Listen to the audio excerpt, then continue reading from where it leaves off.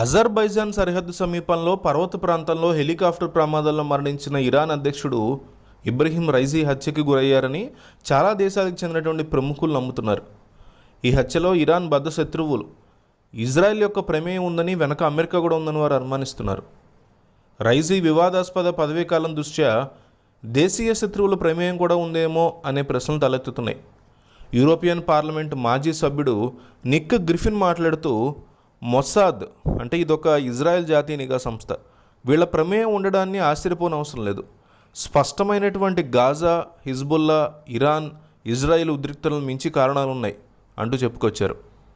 ఇటీవల సంవత్సరాల్లో రాజకీయ విభేదాలు ఉన్నప్పటికీ రెండు దేశాల మధ్య దీర్ఘకాలిక సహకారం, స్నేహం మంచి చిహ్నంగా ఉందని, ఒక మెగా ప్రాజెక్ట్ అని రైసీ అతని అజర్బైజాన్ సహచరుడు తన సరిహద్దుల్లో కిజ్ కలాసి జల విద్యుత్ ఆనకట్టు తెచ్చారని అట్లాగే ఒక పోస్ట్ కూడా చేశారు. రెండు షియా దేశాల మధ్య సంబంధాలను మెరుగుపరుచుకోవడం కోసం అజర్బైజాన్, ఆర్మేనియా మధ్య ఉద్రిక్తలను తగ్గించేందుకు మాత్రమే సహాయపడుతుందని ఆయన విశ్లేషణలో చెప్పారు.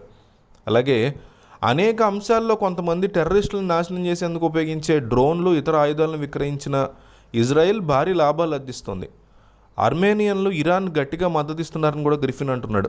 హెలికాప్టర్ ప్రమాదంలో 63 ఏళ్ల రైసీ, ఆ దేశ విదేశాంగ మంత్రి హుస్సేన్ అమీర్ అబ్దుల్లాహాన్తో పాటు మరో 7 మరణించినట్టు ఇరాన్ ప్రభుత్వం రీసెంట్గా ధృవీకరించింది. ఇరాన్ అధ్యక్షుడు ఇబ్రహీం రైసీ హెలికాప్టర్ ప్రమాదంలో మరణించారు. ఇది హత్యని నేను అనుమానిస్తున్నాను. ఇరాన్ సమగ్రంగా దర్యాప్తు చేస్తుందో లేదో చూడాలి. దీని వెనక ఇజ్రాయెల్ హస్తం ఉందని నేను అనుమానిస్తున్నాను అంటూ కూడా కొంతమంది వ్యాఖ్యానిస్తున్నారు.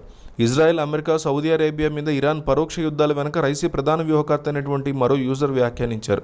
సదరు యూజర్ మాట్లాడుతూ, అసమ్మతి క్రూరంగా అణచివేశాడు, తనకి వ్యతిరేకంగా మాట్లాడిన వ్యక్తులను హింసించాడు, చంపాడు అన్నారు. ఇజ్రాయెల్ ఖండించింది. ఇబ్రహీం రైజీ హెలికాప్టర్ ప్రమాదంలో తమకు ఎలాంటి సంబంధం లేదని ఇజ్రాయెల్ అధికారి రేటర్స్కి తెలిపారు. అది మేము కాదని పేరు చెప్పడానికి ఇష్టపడిన అధికారి చెప్పారు.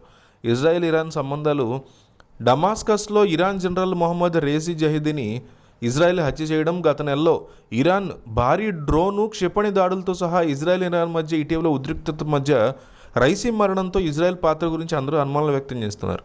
అంతేకాకుండా ఇరాన్ సీనియర్ అధికారులు, అణుశాస్త్రవేత్తలను లక్ష్యంగా చేసుకుని ఇజ్రాయెల్ కొన్నేళ్లుగా అనేక దాడులకు పాల్పడినట్టు భావిస్తున్నారు. రీసెంట్గా జరిగినటువంటి హెలికాప్టర్ ప్రమాదంలో ఇజ్రాయెల్ ప్రమేయం ఉన్నట్టు ఎటువంటి ఆధారాలు లేవు. ఇజ్రాయెల్ అధికారులు ఈ ఘటన మీద అసలు స్పందించలేదు.